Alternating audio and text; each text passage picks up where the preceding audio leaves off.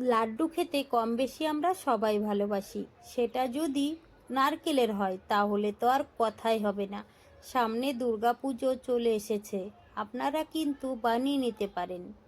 এখানে নিয়েছি আমি দুটো নারকেল, আগের থেকেই কুড়িয়ে নিয়েছিলাম। দুটো নারকেলের জন্য আমি নিয়েছি এখানে 1 বাটি গুড়। বন্ধুরা, আমি গুড় নিয়েছি, তোমরা চাইলে চিনিও নিতে পারো। এবার আমি হাত দিয়ে খুব ভালো করে মেখে নেব। খুব ভালো করে মেখে নিয়েছি। গ্যাসে একটা কড়াই বসিয়ে দিলাম। এবার আমি মেখে রাখা নারকেল দিয়ে দেব। আর কন্টিনিউ কিন্তু নাড়াচাড়া করে নিতে হবে, না হলে কিন্তু নিচের দিকে লেগে যেতে পারে। 6 থেকে 7 মিনিট সময় ধরে নাড়াচাড়া করে নিয়েছি। ধীরে ধীরে কিন্তু নারকেলটা শুকনো হতে শুরু হয়ে গেছে, আর কালারটাও কিন্তু চেঞ্জ হয়ে গেছে।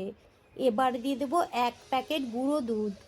আমি এখানে গুঁড়ো দুধ দিয়েছি, তোমরা চাইলে কিন্তু লিকুইড দুধও দিতে পারো। আর দিয়ে দেবো সামান্য একটু এলাচ গুঁড়ো। গুঁড়ো দুধ দেওয়ার কারণে লাড্ডুটা খেতে অনেক বেশি ভালো লাগবে। গুঁড়ো দুধ আর এলাচ দিয়ে আমি ভালো করে মিশিয়ে নিয়েছি। এখানে নিয়েছি একটা গ্লাস। গ্লাস দিয়ে খুব ভালো করে নারকেলের পুরটা এইভাবে ডলে ডলে মেখে নিতে হবে।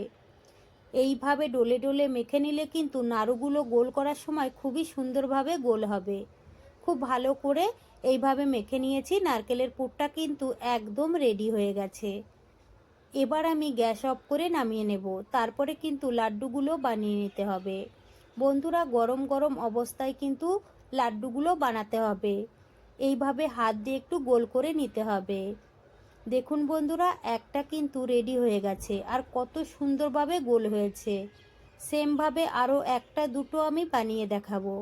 বন্ধুরা, আমার রেসিপিগুলো আপনাদের কেমন লাগছে কমেন্ট করে জানাবেন। আর ভালো লাগলে বন্ধুদের সঙ্গে কিন্তু শেয়ার করতে ভুলবেন না। একই রকমভাবে সবগুলো লাড্ডু আমি বানিয়ে নিয়েছি। তারপরে কিন্তু একটা প্লেটে তুলে নিয়েছি। দেখুন বন্ধুরা, দেখতে কতটা সুন্দর লাগছে, আর খেতেও কিন্তু ভীষণ ভালো হয়েছিল। বন্ধুরা, ভিডিওটি আমি এখানেই শেষ করছি। আপনারা সবাই ভালো থাকবেন, সুস্থ থাকবেন। আবারও দেখা হবে নতুন রেসিপি নিয়ে।